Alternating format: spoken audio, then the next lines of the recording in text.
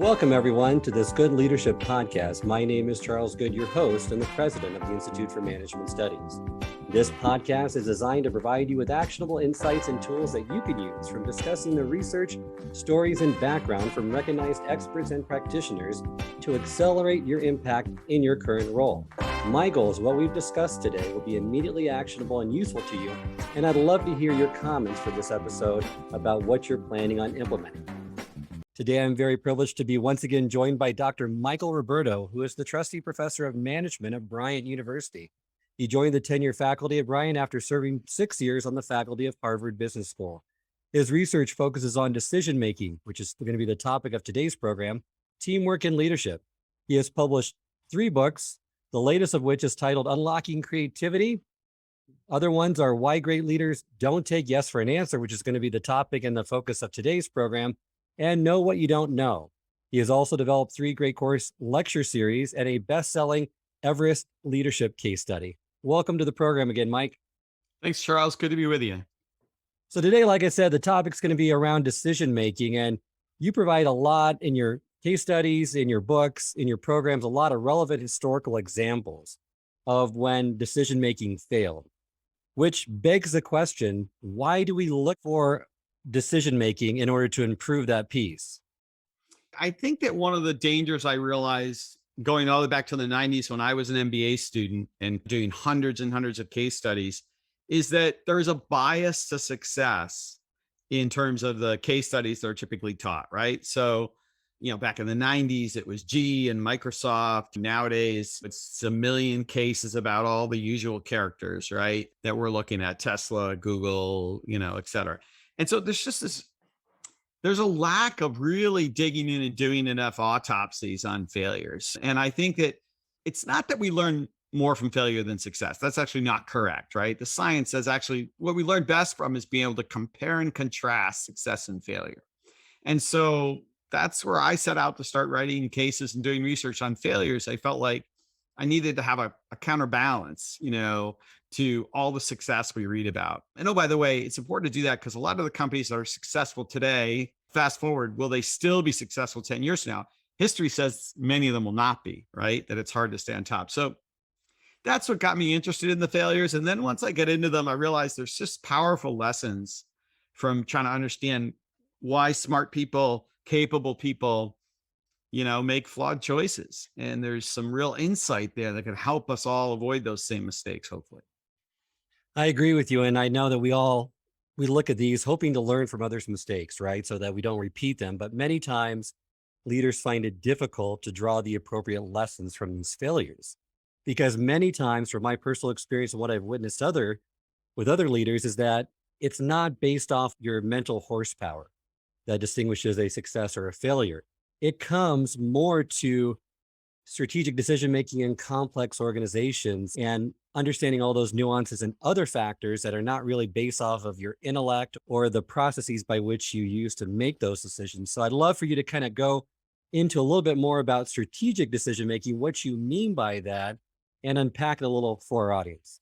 Sure. So when I say strategic decision-making, I mean, choices that have high stakes, that have a fair amount of ambiguity, where the information is not at all clear, the evidence is not clear, where there's risk to the organization, right? And so we think about decisions that have a meaningful impact on the direction of the organization, of the firm. And yeah, I think one of the myths is, we think about it as, well, we talk about whether it's political leaders or we talk about CEOs, like that person is really smart or that person is really dumb. Well, the bottom line is a lot of quote unquote smart people have made really flawed choices in business and politics and sports and other places. It's often not about how much intellectual horsepower you have, right? It is about the fact that, well, first of all, on the cognitive side, we know that psychologists have proven to us now over decades that we're all subject to cognitive biases, decision traps like throwing good money after bad or relying too much on data that confirms our pre-existing views. These are biases that we all have, frankly, no matter how smart we are or not, right? And then the other side is much of organizational decision-making is about politics and emotion, group dynamics, a whole bunch of factors that don't have to do with how smart one person is or not. And I think those group dynamics are a big focus of my work, right? Because I think so often the psychology of groups and the interpersonal behavior is where decisions go off the rails. You're right. And the causes that you list for indecision making, really, you have three different categories. It's what you mentioned, the individual level, right? Those cognitive biases, and some biases are more prevalent in this process than others. The second level is that group or team dynamics and really establishing that psychological safety. And the way teams communicate is often more important than about how they interact in some ways. And then the third level you bring, which I think is also important, is that organizational level, right? If there's system rigidities in place, that's going to really inhibit a good decision from being made, because you're right, it's not about intellectual horsepower, it's about these other factors playing a role in it. And for the leader to acknowledge that and recognize that fact so they're not blind to it and are self-aware of some of these influences that are maybe hiding behind the scenes. Yeah, no question. That third piece, as you say, I like to look at it those three levels: individual, group, and organizational. And that organizational side is about organizational systems and about culture too, right? One of the most recent cases I wrote about the Boeing 737 MAX accidents, right? Largely a story of culture shaping decision making, unfortunately, in a negative way over a number of years. And so, yes, systems and culture and system complexity shape decisions as well. And those three factors all cause those of us trying to make choices to make flawed ones at times, even the best managers. I agree. I'd love for you to go into that example that you talk about Alan Mulally at Ford, about how he turned that organization around really by changing the culture, and he reshaped the climate, the norms, and the decision making processes. And I'd love for our leaders to kind of glean some insight from that great and wonderful example. Yeah, it's really interesting. Now that you asked me about that, it's just mentioned Boeing and the 737 accidents. The interesting thing about Mulally, of course, is he was a senior executive at Boeing. For his entire career, he was at Boeing, rose to a very senior level, and left to go to Ford. I assume, I actually don't know this part, I assume he probably thought he was not going to get the CEO job at Boeing anytime soon. So he took the CEO job at Ford. What's interesting is that Boeing's culture continued to erode and become more problematic after he left. He went to a place with a problematic culture, but I think he really changed it at Ford, and he got there just before the global financial crisis, and he managed to execute a turnaround without a bankruptcy filing and without a taxpayer bailout, which was, the only one of the American automakers to pull that feat off. It was a culture of fear at Ford. And he tells this great story about, asking for weekly updates as they tried to execute their turnaround plan. And he asked the managers to all put up charts each week that were color coded, green if things were going really well, yellow if they were kind of, some issues, but not cause for alarm. And red was, we have a serious problem. And he said, we started meeting and a few weeks went by and all the charts were green. And so he paused and stopped the meeting. And so he said, I noticed all the charts are green and we're losing $18 billion. Is there anything that's not going well? And there was like nervous laughter and people just looked at their shoes, didn't know what to say. And then a few weeks later, someone was brave enough to put up a red chart and Mulally started clapping, applauding loudly. And then we stopped applauding. He asked, and he said, even that caused like a lot of nervous jitters. People were like, I think they thought that was my signal that the door was going to open and someone was going to come in and escort the executive out for having a red chart. And he said, then he asked the question of the person, is there anything we can do to help you? This really powerful question, right? Not what went wrong, not what was the cause of the problem, not how are you going to fix it or when you're going to fix it, but is there anything we do to help you? And we, not I, and other people on the team then started throwing out ideas. And pretty soon they had some help flowing the way toward this person who needed that help. And it took a little while, a few weeks before it went from green to yellow and eventually from red to yellow and eventually yellow to green. And then he said the most momentous day of the turnaround was a few weeks after that when he walked in and he said all the charts were rainbow. Because suddenly, right, it was okay to be able to say how things were really going because people realized they weren't going to get shot, right, if they did that. He started telling people, you're not red, Charles. Your issue is red, right? And I can only fix it if I know where the problems are. And really the only sin, making a mistake is not a sin.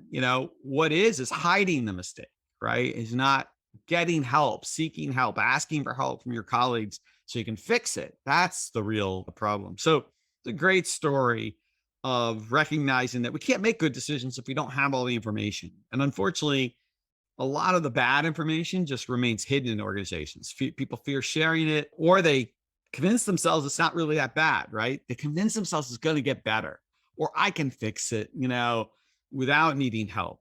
This desire not to ask for help is often another issue that arises, he said. So to me, a really good story of a leader understood that if we're going to make better decisions, it starts with better information. And if we don't get that flowing, it doesn't matter how great our analysis is or how smart we are. If we're not armed with the right intelligence, right information, you can't make good choices.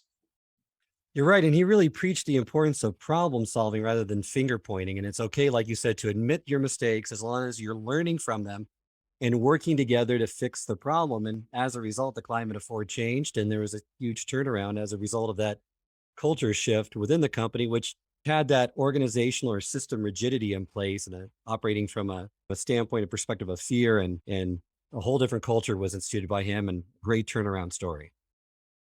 Yeah, and not easy to do. Doesn't happen overnight, but really critical. I think we see, more and more managers coming to the realization they have to think about the environment in which decisions are made. And, I think that people are taking more care to put some work into thinking about their processes they typically use, and not just hoping. Hope is not a strategy, right? But really being more purposeful. And I think that's something I preach all the time. Be purposeful. What kind of a process do you want to put together? How do you want to bring your team together? What kind of norms do you want to create for your team? These are things you should be thinking about ahead of time and leading with some purpose on those issues. You'll put yourself in a much better position to make good choices if you do that as a leader. I agree with you completely. And I'd like to go into kind of the decision-making process, because it could be broken up into two main pieces, right? Decision quality, and what many people don't probably realize is implementation effectiveness. And you can't have one without the other to have a sound decision-making process. So if you could just unpack those two for us and maybe give some insight into how to develop, especially that implementation effectiveness in a leader's decision-making process. Yeah, I think that the thing is that why this is so difficult is that the thing that's going to help drive decision quality often sort of seems at odds with what's going to be needed to implement effectively, right? So what we know is that some level of constructive conflict and debate is actually crucial to decision quality, right? You want divergent thinking, right? And the clash of ideas is important, right? The testing of assumptions. The problem, of course, is once you get that, now how do you get people aligned, right, and committed? And how do you build the consensus to then pave the way to successful implementation? In other words, how do you then converge, right? And I think that's something that a lot of managers struggle with. Either they don't diverge enough in the beginning, right? They get too quickly to, one idea, groupthink in the extreme, or they diverge, they have plenty of debate, but now they've got an impasse and they've got sort of entrenched camps on their management team, and they can't get them kind of aligned to then work together once a decision has been made. How do you get people behind it, right? And so at Amazon, they sort of borrowed an old phrase from Andy Grove at Intel that says sort of disagree and commit. And I've now run into a lot of firms who borrowed this language that I think came from Intel originally. I don't know if Grove borrowed it from someone else, but I know he used it many years ago, which says, yes, we need to diverge. But at some point, the leader is going to make a call if there's not a clear consensus. And at that point, people have to get behind it, right? They've been given the opportunity. They've been given voice. They've been listened to. If you genuinely have listened, right? If you haven't just run what, my friend Mike Watkins calls the charade of consultation, right? Where you're not really listening. But if you really have listened and you've weighed the different views, at some point, the leader's got to break the tie, right? If there's no clear thing. And at that point, people have to get behind it. That's tricky. And I think that's the reason decision quality and implementation don't always go together, right? Because they sometimes work at cross purposes. You're right. And talking about that brings to mind consensus, right? Because like you said, at some point, the leader has to make the decision. And can you kind of unpack your definition of consensus, which I love, because many people think it's just unanimity of agreement, where everyone's on the same page, we're moving forward confidently into the future and we all agree, but that's not necessarily the case. No, in fact, I would argue if you're pushing too hard for unanimity, it actually leads to some really dysfunctional behavior, right? It can cause minority views, dissenting views to get trampled on. It can cause people to get marginalized. It can cause you to overlook key risks because feel like you're so much pressure to get unanimity. No, I borrow from some great research by Stephen Floyd and Bill Woodridge from years ago, where they say, really the way we got to think about consensus is the combination of commitment. People are committed to work together in the implementation, right? And strong shared understanding, meaning we actually understand the rationale of what we're doing. So, because sometimes leaders will make choices and not clearly articulate what the rationale, what their thinking was of why they chose option B instead of option C. And that's really important that you articulate that well and people understand what were the criteria you used for making that choice. What was your thinking? Because then they have to be able to go out and tell their own people, you know what? This is why Charles wants us to move in this direction, right? If you don't know, how can you possibly inform your own people, right? And so it's commitment and understanding. If you have those two, that's what we're looking for. Not unanimity, but commitment and understanding. If we have those two, we can implement together effectively. I love that distinction. Let's move to, because I think this is more of a problem than the other extreme, meaning not enough corporations are getting enough dissent.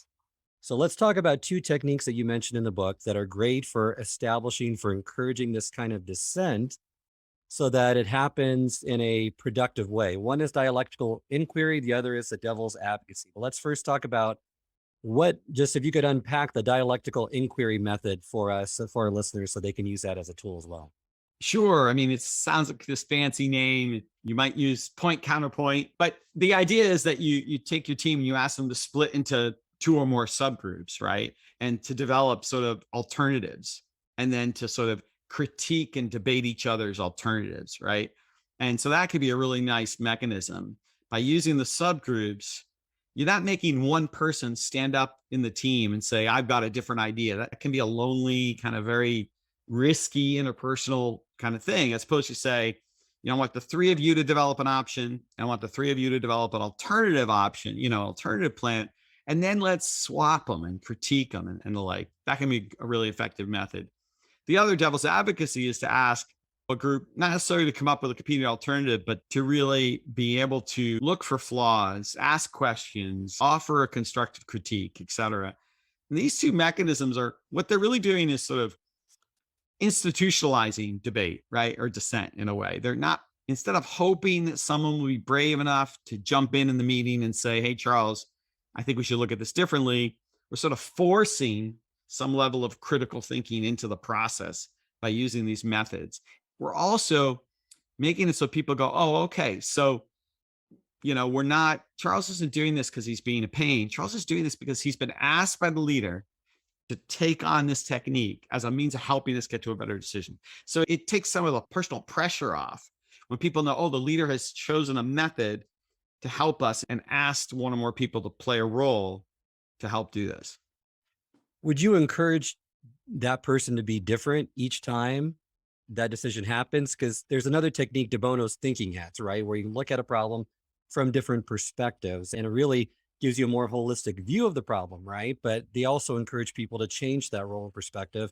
So each individual within the team also sees it from different angles as well. Yeah, I'm a big believer. I think the other reason, besides getting people to look at things from different perspectives, is that if the same person, for example, is always your devil's advocate, they become a broken record.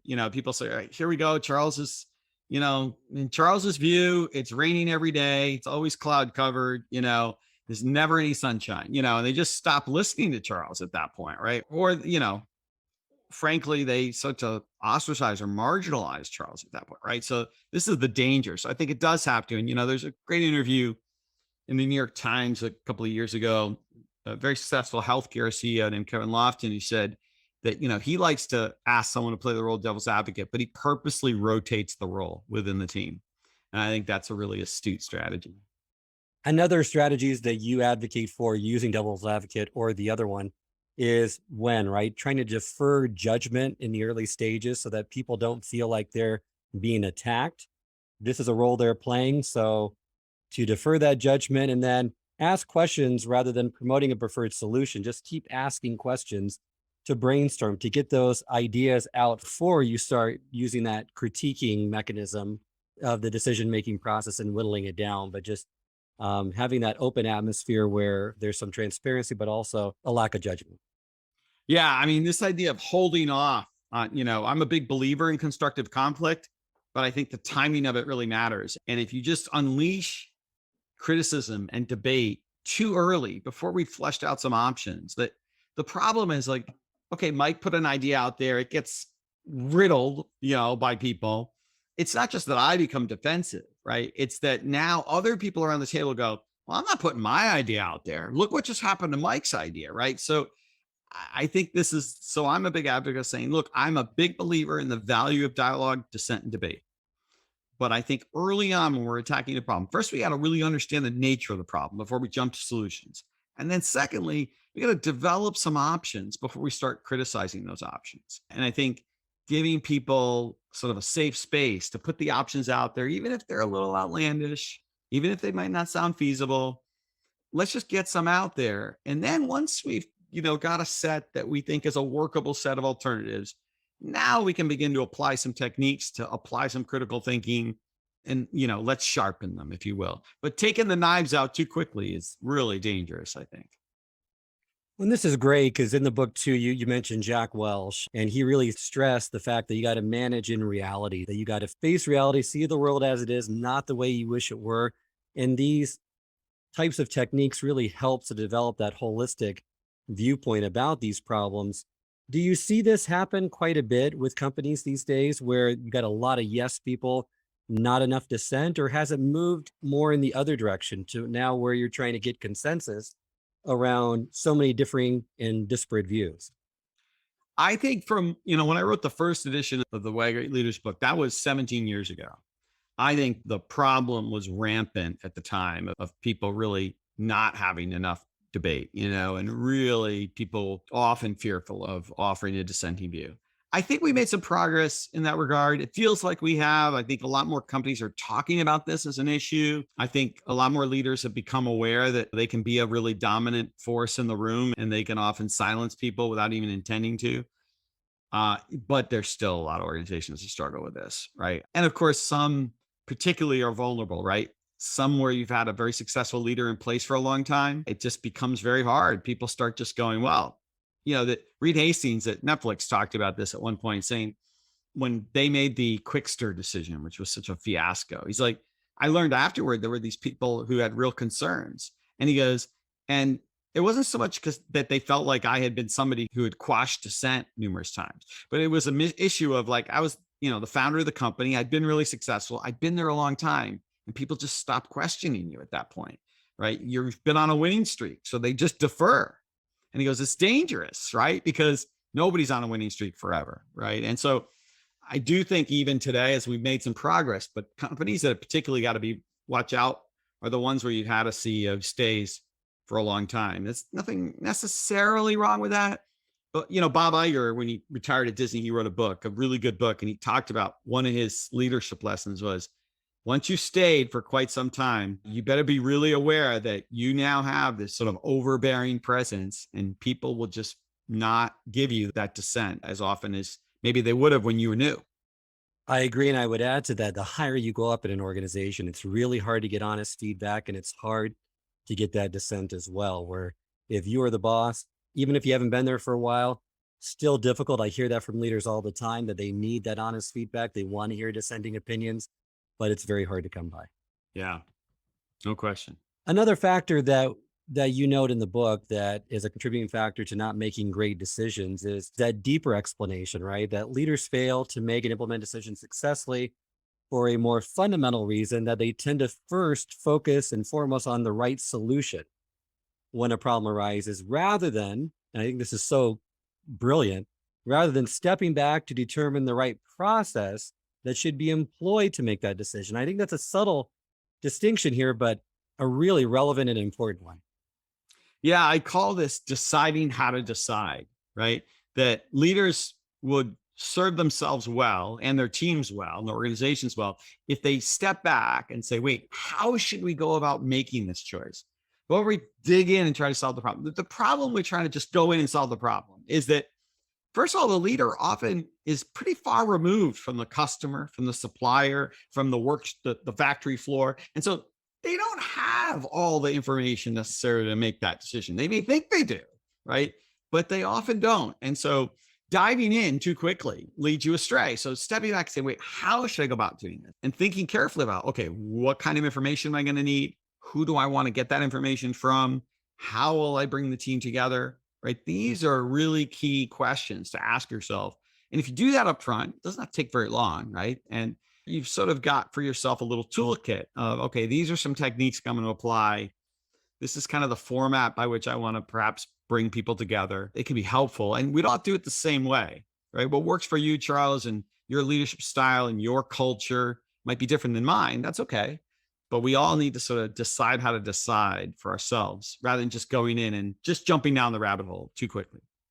That is great. I love that. And that's going to be very valuable to all of our listeners, I know. And so right now, I'd love to go work through a historical example that I've heard you state many times in your programs to give our leaders, our listeners listening, just some insights, leadership lessons from how a decision was made initially by JFK, the Bay of Pigs fiasco invasion, and how the decision-making process was improved by what he learned when he encountered the Cuban Missile Crisis. So if you could first give us a little bit of historical context, background on those, and then I'd love to kind of dive in to certain characteristics of each one and compare and contrast them to give our leaders that insight that this story is packed with leadership lessons on great decision-making or poor decision-making, depending on which event we're looking at. So, yeah, I mean, I had good fortune and not just, as many people have read through the history books and read the firsthand accounts and tried to analyze these two case studies, if you will.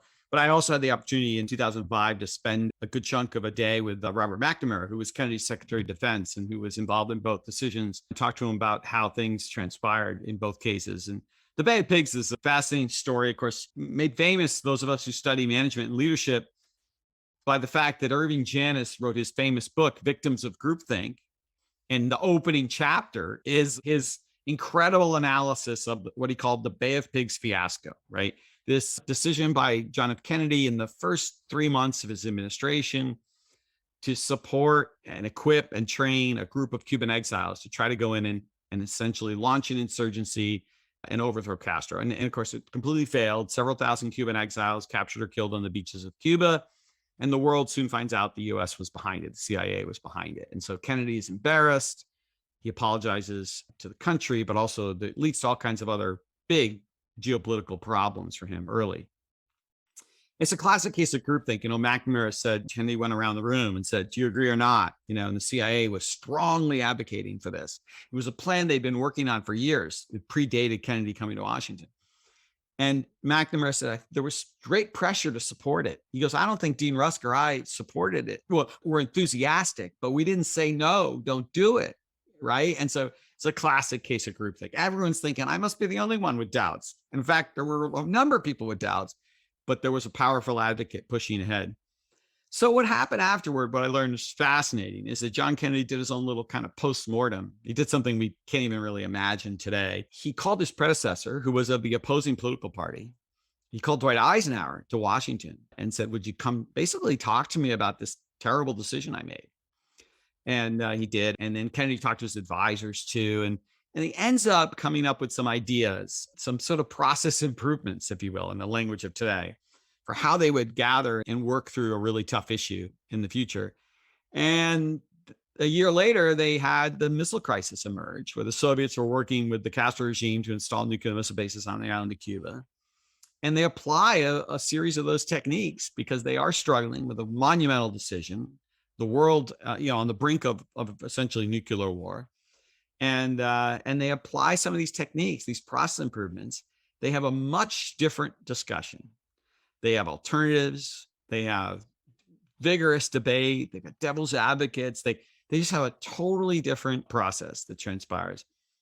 And they really vet two principal alternatives incredibly closely and scrutinize them.